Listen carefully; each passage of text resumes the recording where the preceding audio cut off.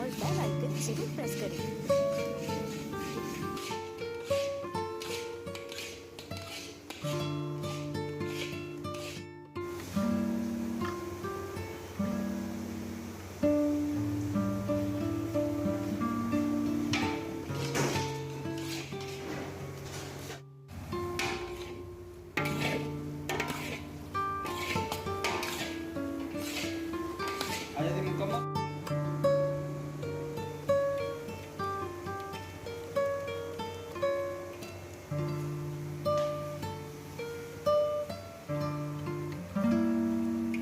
Like करें, subscribe करें और बेल आइकन जरूर प्रेस करें।